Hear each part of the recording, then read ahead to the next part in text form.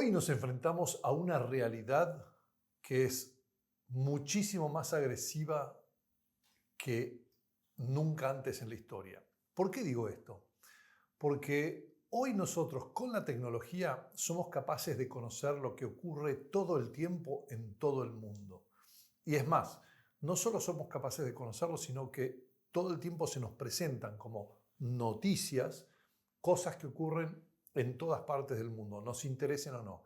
Como el hombre es medio morboso, nos disgusta ver las cosas y sobre todo las malas noticias nos impresionan, así como cuando ustedes están en el tráfico hay un accidente, no importa qué tan leve sea, todo el mundo para y va y mira y frena, nos gusta ver qué es lo que ocurrió. Nos enteramos de que se cayó un avión en el Pacífico, nos enteramos de que se murió gente en un derrumbe, nos enteramos de que hay una guerra acá o allá, lugares absolutamente lejanos de nuestra propia patria, pero bueno, nos interesan. Y a todo esto, este conocimiento le ponemos la idea de que, o la justificamos, nuestra pérdida de tiempo, con la idea de que de alguna manera es relevante para nosotros, es importante conocer la actualidad, lo que está pasando. El mismo periodismo nos vende de que tienen derecho a conocer todo de todos. Eso nunca fue verdad en la historia. Nadie tiene derecho de conocer todo de todos. Sí, el bien común tiene derecho a conocer ciertas cosas del bien particular para salvar el bien común. Por ejemplo, un secreto de Estado puede ser guardado por el Estado para que no lo conozcan los particulares, no sea de que otra nación tome ventaja y destruya el bien común. Y al mismo tiempo tienen derecho a conocer si tienen algún espía o criminal o alguien que está tratando de subvertir el orden político existente. Bueno, eso se entiende, pero que todos conozcan todo de todo, no. Y entonces, ¿qué es lo que nos ha pasado? Que esta misma actualidad llena de datos, datos, datos, datos y un montón de información de todos lados del mundo instantánea al mismo tiempo, nos ha hecho perder varias cosas. Primero, nos ha hecho perder el orden de la formación e información. Lo que es relevante y lo que es irrelevante ya no se distinguen más. Segundo, nos ha desordenado un poco la cabeza metiéndonos en el cuadrante de lo ahora urgente por encima del cuadrante de lo importante y urgente o importante y a largo plazo. Nosotros en la educación toda la vida el ser humano se educaba como enseñemos en la educación lo que importa para poder enseñarle al alumno a distinguir, o al joven en realidad, porque no era un alumno, puede ser un joven, en casa o fuera de casa, a distinguir de la realidad lo que es urgente de lo que no es urgente. Y dentro de lo que es urgente y no es urgente, a distinguir lo que es importante de lo que no es importante. Y démosle los hábitos y las virtudes para que pueda ver la realidad y priorizar lo importante por encima de lo no importante. Y lo importante y urgente por encima de lo importante pero no urgente. Y lo urgente por encima de lo no urgente. Pero en realidad, o sea ordenar mi vida. Hoy en día tenemos que leer el libro de los 7 hábitos de gente altamente efectiva de Covey, o tenemos que leer el libro de hábitos atómicos, tenemos que leer un montón de libros para volver a adquirir los hábitos que la educación ya nos debería estar dando en la escuela.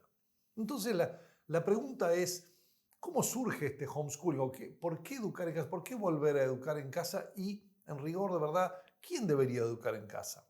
Mirá, con el panorama que te acabo de dar, se sobreentiende que la escuela, un poco convencida por este bombardeo constante de información y de periodismo, ha ido despacito cambiando y ha cambiado las habilidades o materias por datos o información, o si se quiere por contenidos, y le ha dado cada vez más prioridad y más prioridad a los contenidos durante todo el siglo XIX y el siglo XX, hasta el punto, con esta fascinación de que ahora podemos saber todo de todo el mundo, porque la electrónica nos ha, como al decir de Marshall McLuhan, si la era industrial extendía nuestras manos y pies hacia el resto del mundo, o sea, nos hacía abrazar el mundo porque los barcos llevaban mis productos hechos en mis fábricas al otro lado del mundo, la era electrónica hace que mi cabeza, mi mente, mi intelecto, mi capacidad de pensar se una a la capacidad de pensar de todo el mundo, a la imaginación de todo el mundo y a las imágenes de todo el mundo. Entonces yo ahora tengo acceso a todo el mundo sin haber viajado.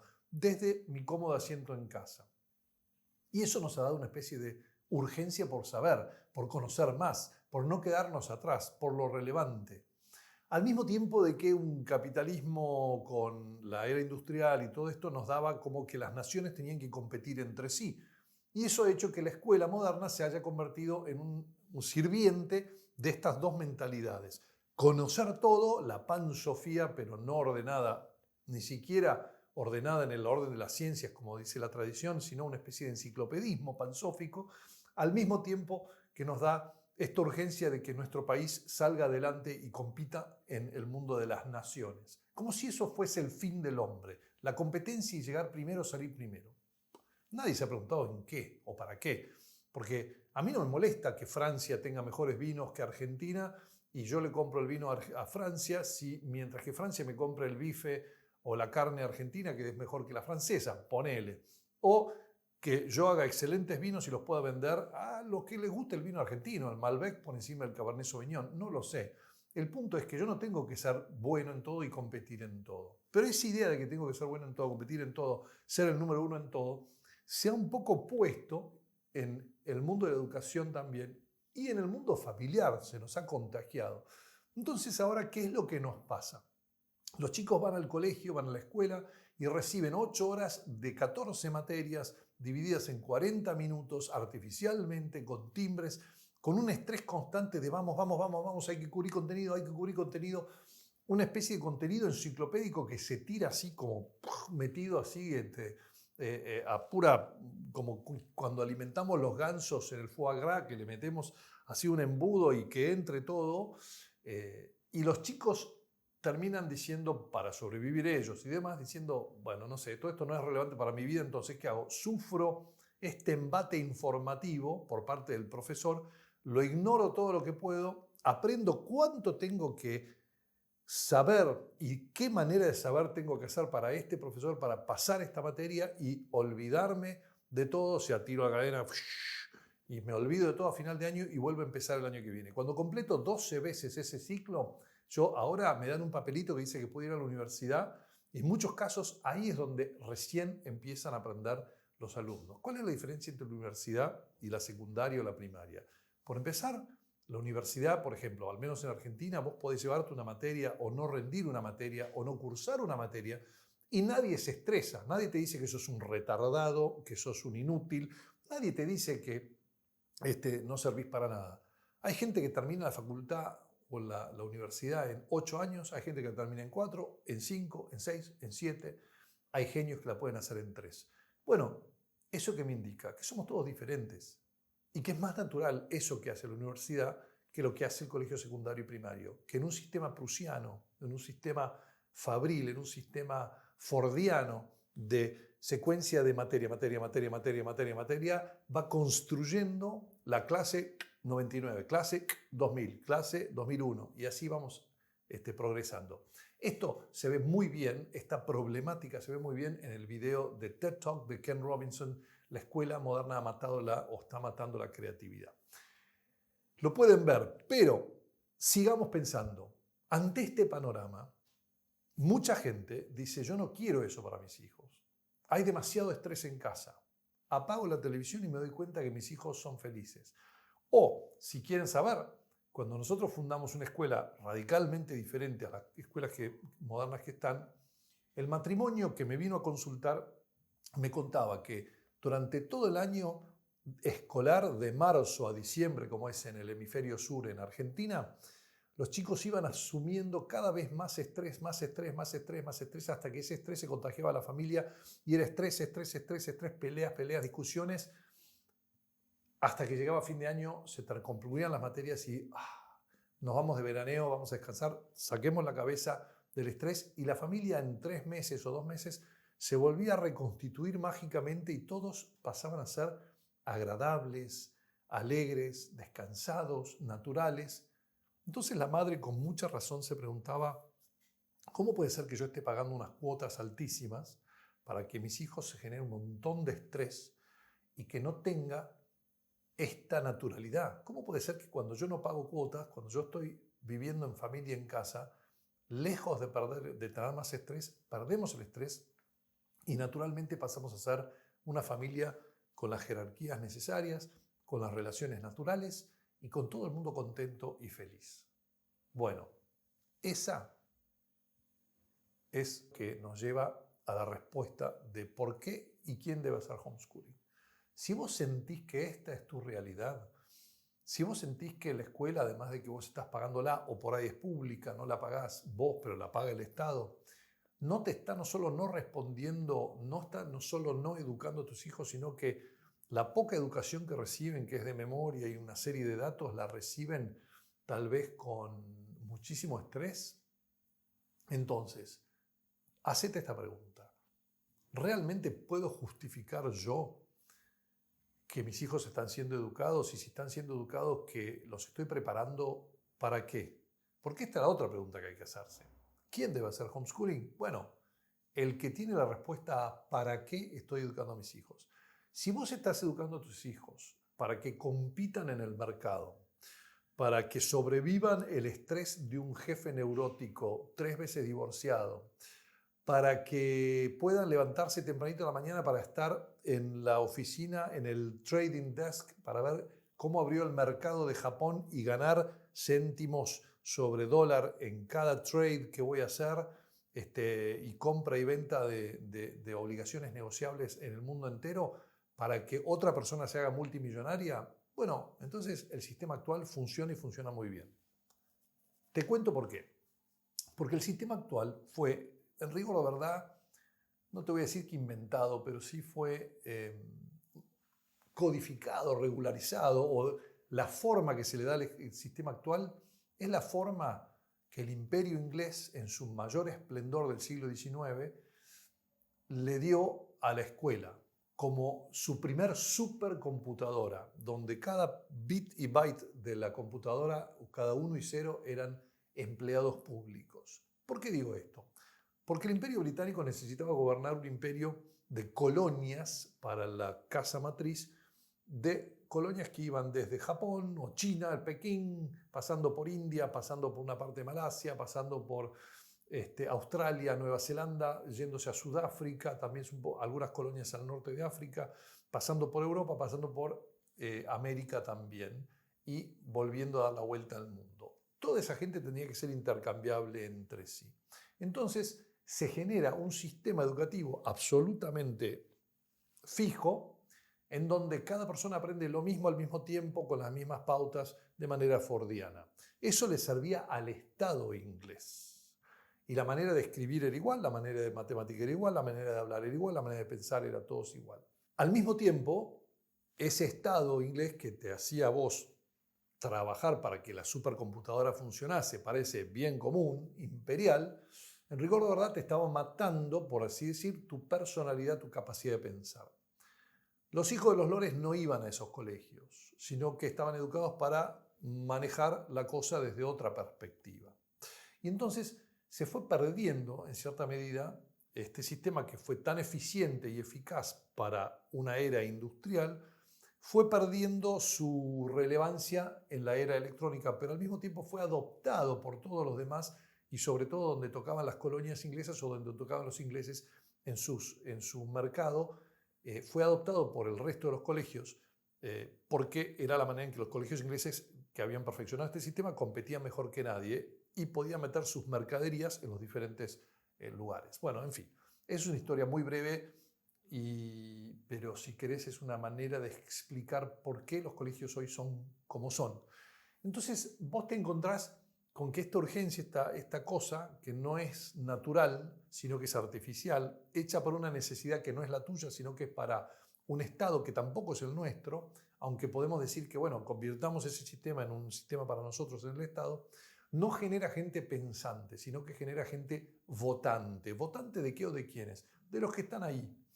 Y el tema es, como dijo Rockefeller, yo no necesito gente pensante, necesito laburantes, necesito manos que no cuestionen y que trabajen para producir para mí. Bueno, un poco lo que nos está pasando es esto. El mundo del homeschooling surge de un movimiento norteamericano en donde empieza con el unschooling, o si querés, ¿qué pasa si yo saco a mi hijo del colegio y no lo educo por un tiempo largo? Bueno, se encontró que había un montón de gente que no iba al colegio por truanismo, por otras cosas, y que no estaban menos educados, estaban menos leídos tal vez, estaban menos informados de las últimas noticias tal vez, estaban menos interesados en los diarios, estaban menos interesados en el periodismo. Y votaban bastante, si votaban, porque no votaban, porque en Estados Unidos el voto es voluntario, pero en los países como el nuestro, donde el voto es obligatorio, votaban según la confianza de quien estuviera cerca de ellos, que sabía más que ellos y les dijese cómo votar. Tenían oficios, tenían dignidad, tenían tranquilidad de vida, no tenían una ambición de ser multimillonarios ni ser doctores, sino que vivían contentos y bien, apreciando que el doctor era necesario y apreciando que el abogado era necesario, que el médico y que los políticos o los presidentes a veces eran necesarios, pero no importándoles esa vida. Esa es una persona que vivía sin tanto estrés y en la medida en que el Estado no se metía en su vida, era una persona que era digna, alegre, era artesano, era carpintero, era domador de caballos, era criador de caballos, era lo que fuere. Y vivía su vida de alguna manera digna, sin la necesidad de tantos libros, pero podía constituir un problema para el político que no lo podía convencer de cosas o de mentiras o de demagogia. Ese empuje por la literacidad de todo el mundo hace que muchos de estos se vengan a las ciudades o se acerquen a los colegios y se conviertan en ese sueño de mi hijo el doctor, lo decimos en Argentina, el hijo del doctor, decían, donde los hijos de peones y los hijos de carpinteros y demás venían a las ciudades y buscaban una educación formal. Esa educación formal que los podía formar muy bien, porque en los colegios nacionales teníamos latín y griego en su momento, y en matemática muy buenos, y a muchos les daba un avance importante, los hacía médicos, los hacía otras cosas, a muchos otros los dejaba con capacidad de leer y escribir, pero sin cultura, sin culto, sin cultura, sino leyendo y escribiendo ¿qué? Leyendo el periodismo.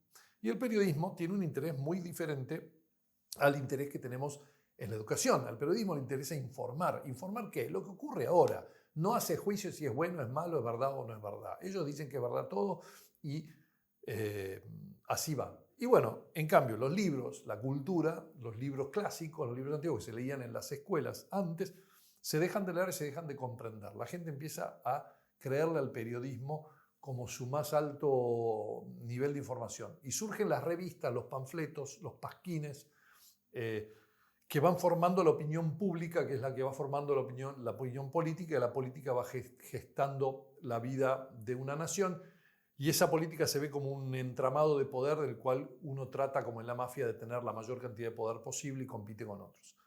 Toda esa visión, toda esta mezcla, toda esta sopa que te acabo de dar, se sintetiza un poco en lo que tenemos hoy en día en nuestra realidad. Y por desgracia muchos de nosotros no hemos leído lo suficiente o, si quieren, no hemos leído los clásicos, o yo sí por lo menos, pero por ahí vos no has leído los clásicos y la mayoría, el 99.9% de la gente no ha leído los clásicos, no se ha formado en lo que hace profundo al ser humano y le toca hoy en día votar. Pero no solo votar, tiene acceso con estos aparatitos celulares, tiene acceso a toda la información, pero no una información fidedigna, porque no tiene capacidad de distinguir lo que es verdad y lo que es falso, porque no tiene un criterio de juicio, porque no tiene una idea de hombre, sino que lo que ve en estos aparatitos es un montón de información, la mayoría irrelevante, incompleta y fuera de contexto, que le va formando la opinión por gente que sí tiene una idea de dónde quiere que la gente vaya y qué piense y cómo vote. Y entonces podemos llegar al extremo de China, donde se controla con cámaras y todo el comportamiento social de todas las personas y se les puede cerrar las oportunidades si no piensan como debe pensar según el Estado, o simplemente con la libertad que tiene un norteamericano o tal vez un argentino, que tiene una libertad absoluta y total de mirar cualquier pavada y pasarse la vida mirando pavadas, pero al final del día está tan poco formado, educado e informado como cualquier persona, si quieren, sin educación o iliterato. Entonces hemos dado todo un círculo donde pasamos de la iliteracidad, o sea, del no saber leer y escribir, a ser a formarlos en saber declarar, escribir, a tener todo un montón de información, todo un lío, toda una mecánica que terminan teniendo la capacidad de decodificar letras y signos, pero son incapaces de pensar, o sea que están en el mismo lugar. Es más, el anterior estaba en mejor lugar, porque la experiencia de vida le decía a él lo que sabía y lo que no sabía, lo que podía y no podía hacer. Y era capaz de confiar en otros, sabiendo que los otros sabían hacer algo que él no sabía hacer. Entonces, ¿a qué llega todo esto? A que en esta realidad, si vos te identificás con esto y decís, sí, es cierto, ¿cuáles son tus alternativas? Lo podés seguir mandando a un colegio que sigue con el mismo sistema fordiano del siglo XIX, de la era industrial, mientras que toda la inteligencia artificial y todo lo demás va pasando y se va comiendo a todo el mundo. Lo podés dejar perder su vida y su alma mirando los programas irrelevantes y banales que le ofrece Internet, Netflix, Amazon, YouTube, etc., hasta que pasa toda su vida sin saber ni quién es ni qué es, pero sabe un montón de datos irrelevantes. Te puede explicar, por ejemplo, la diferencia entre una Caterpillar y una grúa de no sé qué, o te puede explicar los diferentes modelos de veleros o de barcos, o te puede explicar si una lancha es o no es, y te puede explicar incluso un montón de cosas, porque hay buenos programas también, no soy tampoco ludópata, o sea, hay buenos, lo que se llama, o sea, hay buenos programas en Internet, obviamente que hay cosas buenas, pero si yo no adquiero la capacidad de aprender, sino que no adquiero los hábitos necesarios, entonces, nada, sigo ahí con poca información. Entonces, decido tomar una decisión. Y este movimiento unschooling que empezó en Estados Unidos,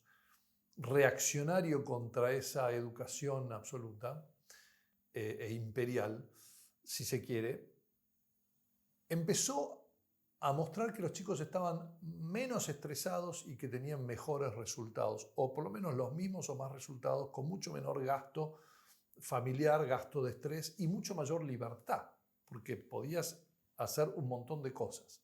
Entonces, el homeschooling empezó a funcionar en todos lados del mundo y empezó a ser una alternativa, una opción. Y yo argumentaría que hoy en día es una opción hasta natural a lo que el Estado moderno se ha arrogado como su función, que es educar, alimentar, curar, sanar y decirte cómo pensar a todos los ciudadanos. O sea, el Estado actual tiene mucho más poder que el rey más totalitario, absolutista del siglo XVIII-XVII. O sea, el Estado actual se dice democrático, pero es mucho más tirano que un rey absoluto del siglo XVIII-XVII.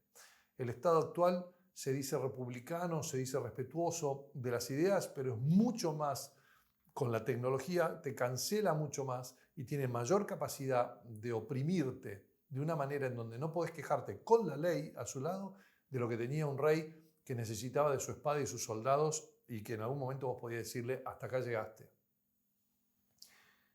Hoy decís, hasta acá llegaste y podés quedar afuera de una manera horrenda. Pero bueno, no importa. Todo esto yo te estoy haciendo un análisis de la realidad porque es necesario para que entiendas que la gente que ha decidido hacer homeschooling no es loca. Tampoco es extraordinaria. Y puede ser que seas vos. Yo lo hice en su momento, lo hice en Estados Unidos y después fundé escuelas que estaban fundadas con las mismas ideas del homeschooling.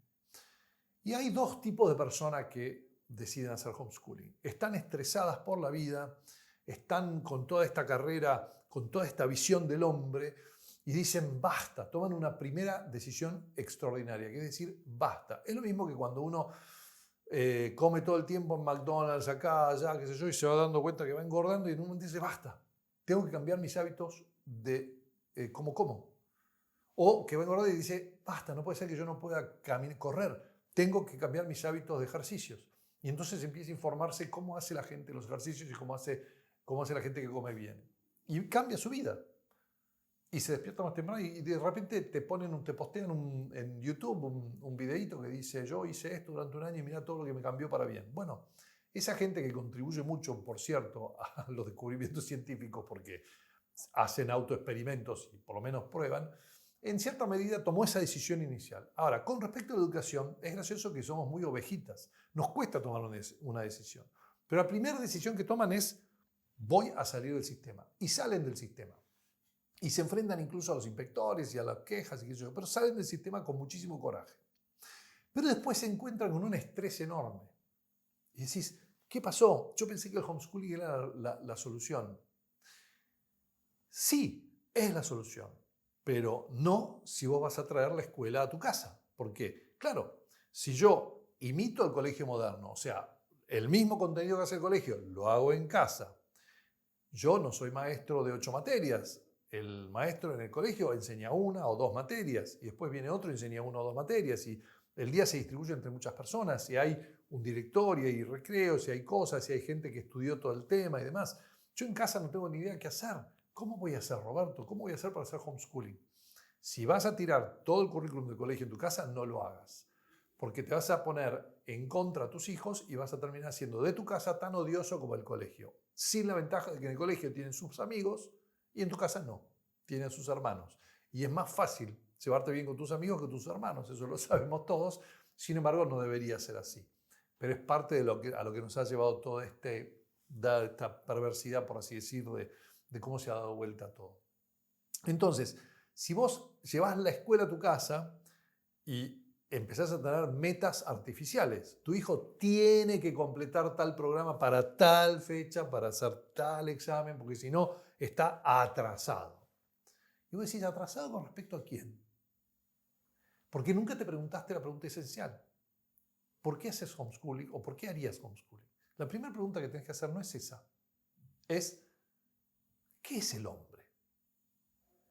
¿Qué es el hombre, Señor, que lo has creado poco menos que los ángeles? ¿Qué y quién es mi hijo? Y si vos tu respuesta es, el hombre es imagen y semejanza de un Dios unitrino, o el hombre es infinitamente digno, el hombre es un fin en sí mismo y no un medio para ser usado por otros como esclavo, empleado o lo que fuere, o manipulado por el marketing, necesito educar a ese ser humano según la definición que le di. Si el hombre no es más que una parte de la masa, entonces adelante con los colegios públicos y metele, y cuanto más marxismo tengas mejor. Si el hombre no es más que un individuo, una rata que tiene que correr entre 1000 ratas para ganar una carrera de ratas, y tiene que ser, así como dicen, el rat race, como le dicen en Estados Unidos, y tiene que producir para el Estado o para el bien general o para el mercado, y tiene que acumular un montón de juguetes y morirse con un pilón de juguetes, entonces, by all means, seguí en el colegio, pero que sea un colegio que te lo eduque tipo capitalista competitivo. Y mételo en cuanta competencia haya y azotalo cuando no gane. Y vas a tener un chico que es hipercompetitivo y que va a estar para allá, pero no va a ser feliz. Porque ninguna de esas cosas es trascendental. Se mueren con la materia, se cambian con la materia, dependen de la opinión de otras. Y la vida es muy injusta, los otros son muy injustos, la envidia existe. Entonces vas a tener un chico que va a ser poco feliz. Tal vez sea exitoso en la materia, pero no sepa quién es, no va a conseguir amor, no va a conseguir vivir una vida plena, humana, porque no va a ser capaz de amar tampoco. Entonces, ¿qué debo hacer? Olvídate de las metas artificiales, respóndete la pregunta, ¿qué es el hombre? Y si vos crees que el hombre, tu hijo es un hombre, una persona, tu hijo, tu hija, es un ser humano infinitamente digno, único en sus capacidades, no es igual a ningún otro, tiene cosas parecidas con otros, porque podemos determinar caracteres, temperamentos, pero tiene una mezcla única, una genética única que es tuya y de tu esposo, tu esposa, su padre y su madre.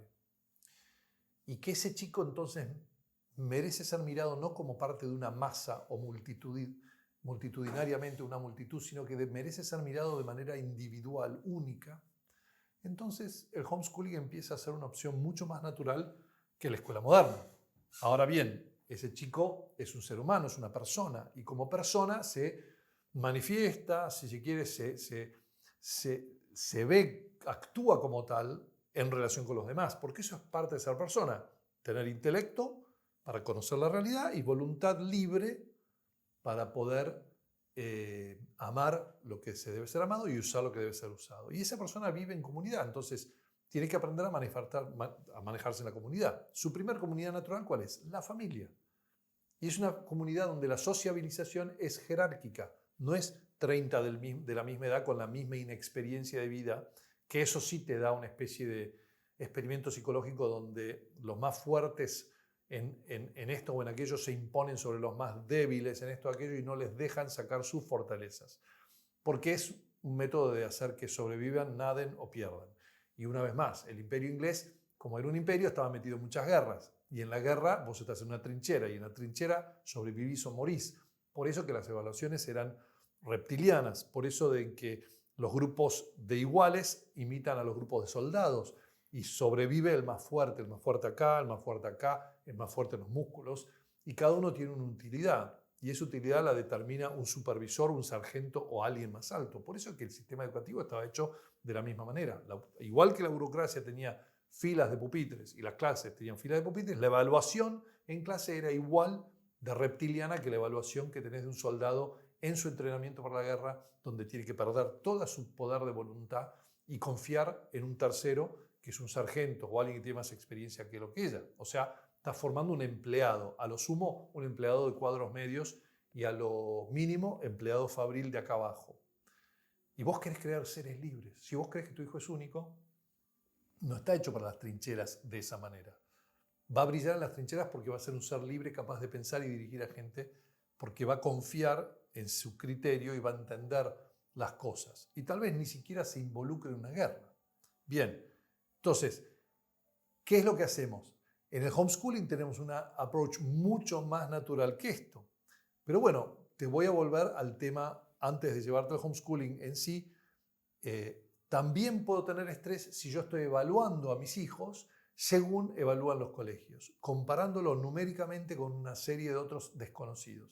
Es típico en el examen, por ejemplo, para entrar en Derecho en Estados Unidos, vos tomás un examen escrito que dura 2 días y en ese examen te rankean, o sea, te ponen si estás en el percentil 90 y pico, 80 y pico, 70 y pico, etc. Y según si sos el genio que estás ahí arriba en el 95 a 100, o sea, el primer 5% podés acceder a los mejores estudios de abogados y esas cosas. Y sin embargo eso no dice si vos sos un buen ser humano, no dice si sos honesto, no dice si sos un buen abogado, dice simplemente que sos capaz de responder a estas preguntas de esta manera en este examen de una manera mejor que este que está acá. Pero este que está acá por ahí es un tipo que humanamente es mucho mejor abogado que el tipo que está acá.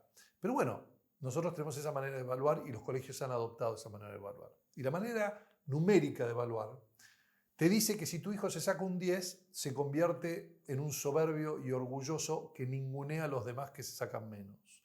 Y se convierte en una especie de tirano consigo mismo por si algún día se saca un 9 se desespera. Yo he tenido alumnos así, que eran 10, 10, 10, 10 y cuando sacaban un 9 podían pasarse 15 minutos persiguiéndome en el recreo para discutir por qué ese punto que le había sacado era injusto y que tenía que sacarse un 10.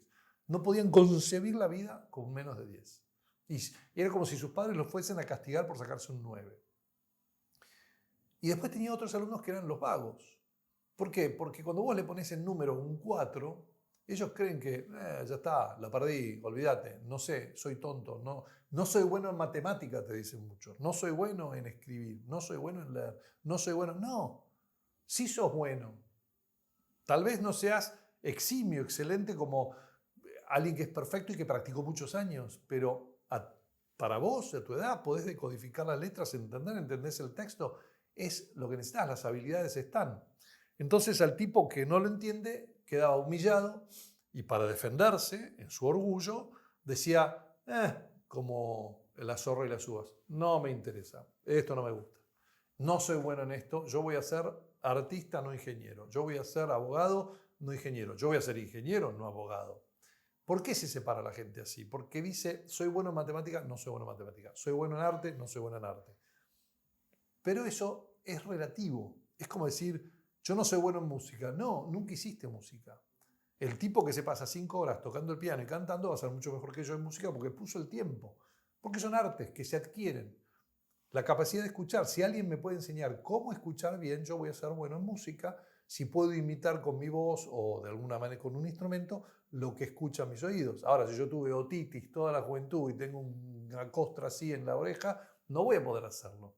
Pero por ahí viene alguien y me dice, mira, sacate esa costra, lo haces así médicamente, lo haces así, vas a poder escuchar, empecé a entrenarte, mira, te voy a hacer unos ejercicios especiales. Lo mismo con dibujo. Yo he enseñado a gente a dibujar que decía que no tenía ni idea de cómo dibujar. Ahora bien, hay otra gente que empieza a hacer homeschooling y empieza a hacerlo desde otro punto de vista. ¿Por qué? Porque descubren el secreto del homeschooling. Y cuando le invocan en ese secreto dicen, todo cambia. ¿Cuál es ese secreto? Desescolarizan la cabeza. Se fueron de la escuela y entonces olvidan los parámetros de la escuela porque estamos jugando otro deporte con otras reglas. Es como quien se va del rugby o del fútbol, que tienen deportes que se juega solamente en un cuadrilátero así, de tanto por tanto, con rayas intermedias que significan onside, offside, con la pelota que se toca con la mano, con los pies o con lo que fuera, y adquieren la libertad de quien dice, yo simplemente voy a correr por la naturaleza y voy a hacer atletismo de diferentes maneras y no voy a competir con alguien en un campeonato artificial. Voy a hacer simplemente preparar mi físico para aguantar todas las vicisitudes que me pueda tirar la vida a mi edad. Y entonces, un chiquito de 10 años no se le pide que gane las Olimpiadas, pero uno de 18 años tampoco se le pide que gane las Olimpiadas, pero uno de 22 o 23 que ha tenido 5 años de entrenamiento, por ahí sí, si tiene las habilidades. Si la genética no está, no se le pide ni siquiera que participe en las Olimpiadas. Pero en la escuela nosotros insistimos que sí, que todos tienen que participar de las Olimpiadas y todos tienen que ser campeones, si no sos un tarado. Y los evaluamos. 2 sobre 10, 1 sobre 10, 4 sobre 10. Esta gente dice, no, me voy del mundo de los deportes, por así decirlo, organizados. Me voy de la competencia. Yo voy a ser un ser humano que, como el ser humano antiguo, tiene que ser capaz de, vamos a decir que sí, tiene que ser capaz de hacer piques porque el ser humano antiguo corría atrás de un mamut, le tiraba una lanza y tenía que ser capaz de correr 40 metros o 50 metros, como hacen los leopardos que tienen que correr 150 metros atrás de un antílope y si no lo alcanzaron, se les gastó la energía, ganó el antílope. Entonces, tienen que ser capaces de acercarse en silencio, de picar, de correr, de saltar, de morder, de hacer lo que fuera. Bueno, ellos los animales. El ser humano tiene que ser capaz de hacer ciertas cosas con su físico, levantarse, etc. ¿Por qué? Porque son los actos, las acciones que hacemos todos los días para ser independientes físicamente. Lo mismo con la cabeza. Entonces, por empezar, empiezo a respetar los talentos únicos que tiene mi hijo y empiezan a tratar a cada hijo por su edad natural, no artificial de la escuela que hay que seguir. Desescolarizan la mente. Y al desescolarizar la mente, cambian la mirada. Dejan los tiempos artificiales de lado y dicen, ¿qué es mi hijo? Es un ser único. Entonces, primero lo observo. Lo observan, ven su carácter, su temperamento, ven qué virtudes le vienen naturales y qué virtudes tienen que ser educadas. Ven sus tiempos. Tarda más en leer, pero es muy bueno en matemática. Entonces, adecúan los tiempos y la currícula de acuerdo a sus talentos. Trabajan desde sus fortalezas y no desde sus debilidades. Y no los evalúan con estas evaluaciones numéricas bobas, sino que evalúan igual que un carpintero que tiene un aprendiz. Si mi aprendiz aprendió a cortar la tabla bien y a rasquetearla o ponerle lo que fuere para poder sacarle, dejarla perfecto, muy bien, has hecho eso muy bien, pero el clavo seguís clavándolo mal, porque agarrás el martillo mal. Entonces vamos a trabajar en el martillo para que este trabajo se complemente con este trabajo y puedas hacer una silla o una mesa. Así es como se mide, así es como se hace. Y a cada uno se lo va evaluando según lo que sabe hacer, felicitándolo por eso y animándolo a practicar más, y lo que le falta se le explica en el contexto del todo. Esas son evaluaciones que tienen sentido, no como las de colegio que te ponen un 4 y no te explicaron por qué un 4, simplemente porque no pudiste resolver 6 de 10 ejercicios que otro tipo sí pudo resolver. Pero no te dicen dónde estás fallando vos.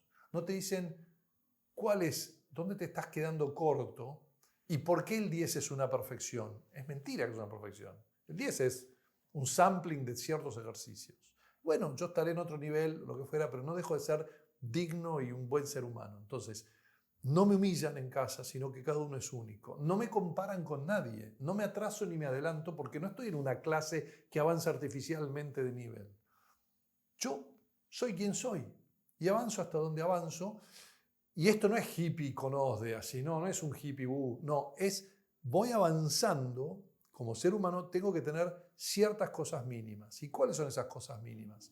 Las virtudes que me hacen perfecto. ¿Por qué? Porque al ser yo un hijo de Dios, al ser yo una imagen de semejanza divina, me educo no para ser un gran matemático, sino para la santidad. Si ese camino de santidad incluye que yo sea un buen matemático porque tengo el genio matemático y lo debo desarrollar ese talento para ponerlo al servicio del bien común y del resto de la humanidad y la gente, entonces buenísimo. Pero si no lo tengo, no pasa nada. Entonces no comparo, evalúo naturalmente. Y luego considero que lo que constituye el saber que aprende en casa no son datos, no es contenido. El contenido está al alcance de la mano hoy en día con estas cosas y todo lo demás. Son, si se quiere, tres cosas. Contenidos son lo que llamamos materia o material o campo de trabajo. Digamos, el cultivo o lo que ponemos en la tierra. O es la tierra misma. Pero necesita de mis habilidades para sacar un cultivo bueno, abundante.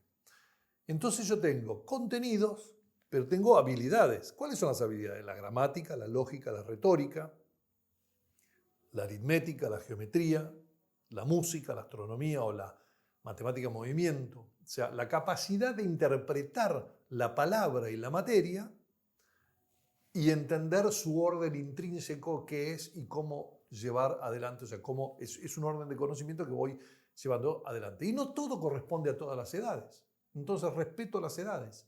Y cada edad, que hay 5 edades, la edad poética tiene su modo de enseñanza poética, o intuitiva, holística, la edad alegórica, a través de las grandes historias y las alegorías preparan para la vida, la edad gramatical, que tiene mucho de memorización, clasificación y demás, la edad lógica, que tiene ordenamiento y es más adecuada a la adolescencia, y la edad retórica, que es aquella edad romántica postadolescente donde queremos traer armonía al mundo, paz y amor y queremos defender las grandes cosas.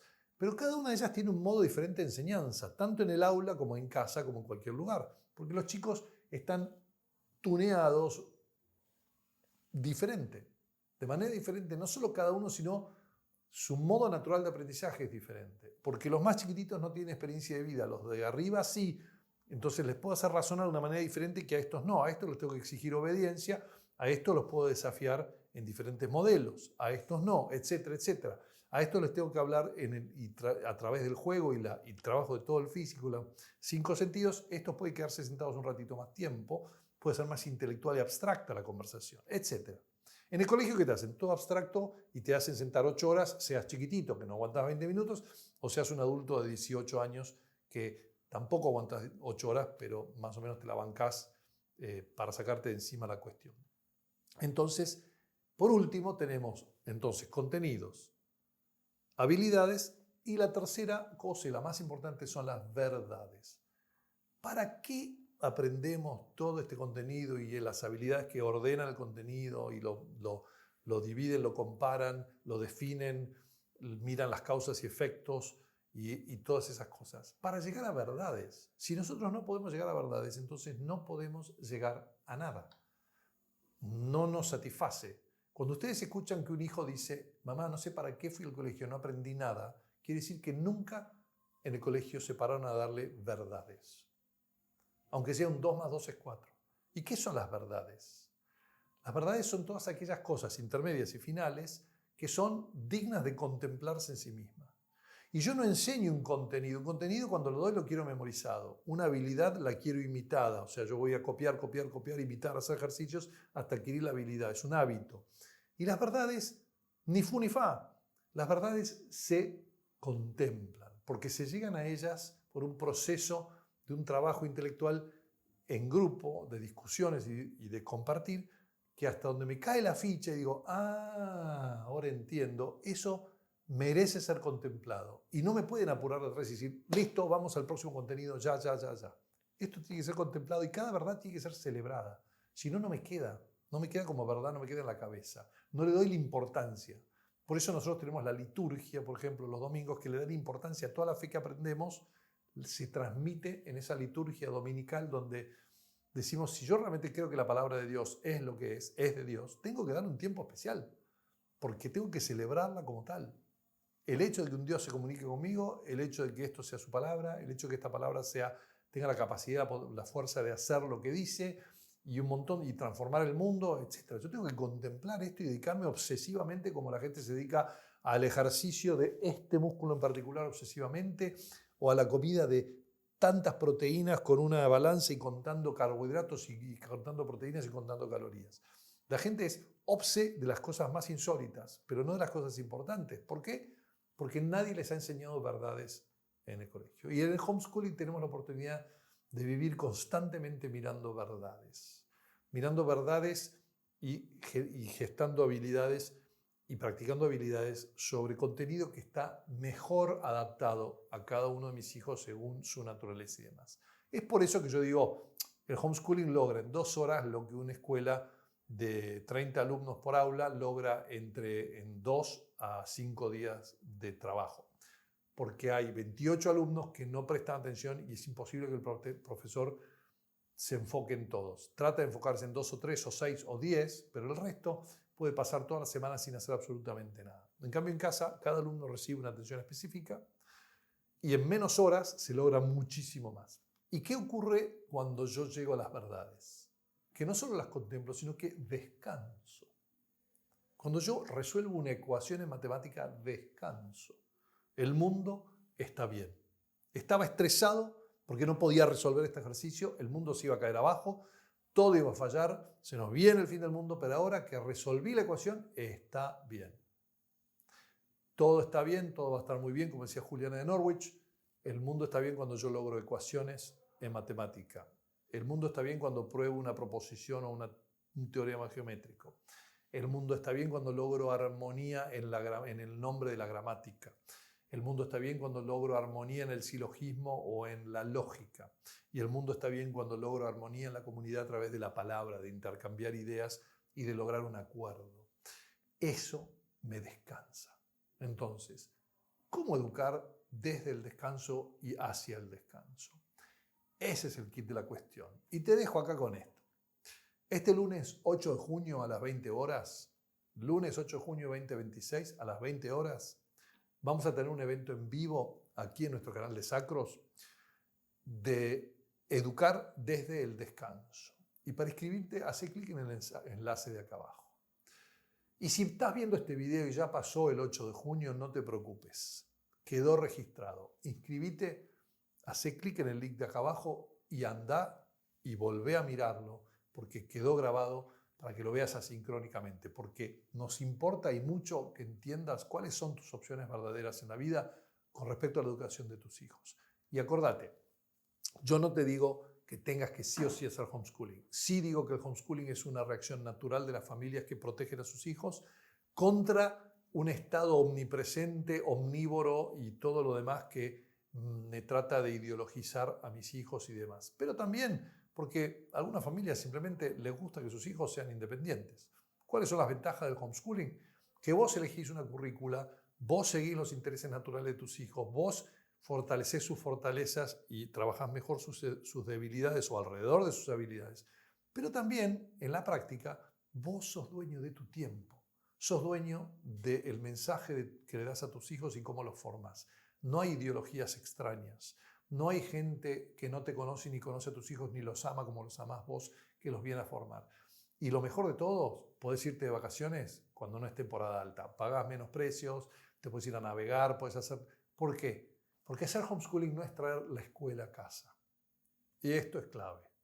Y gracias por llegar hasta acá, porque vas a entender bien cuando te diga lo que te voy a decir ahora. Y te lo mereces porque te quedaste hasta el final del video. Hacer homeschooling es hacer de cada evento, oportunidad o cosa que vivas vos y vivan tus hijos un momento educativo. O sea, incluso cuando voy a comprar al supermercado tengo posibilidades de geografía, matemática, discusión retórica de si compro o no compro, vale la pena o no vale la pena. Puedo formar a mis hijos en sus criterios de virtudes, en sus apegos a lo material o a lo trascendente. Puedo tener conversaciones con ellos. Hay un montón de cosas. El tiempo en casa, el tiempo en familia es un tiempo preciosísimo, preciado. Tus hijos van a crecer y se van a ir de casa y no los vas a tener más. Y cuando todos lleguemos al final de nuestra vida, nos vamos a preguntar, ojalá hubiera tenido más tiempo. No vamos a decir, ojalá hubiera podido mandarlo a Harvard a mi hijo. No, ojalá hubiera podido tener más tiempo con mis hijos y con aquellos seres que yo más amo. Porque al fin y al cabo de eso se trata la vida.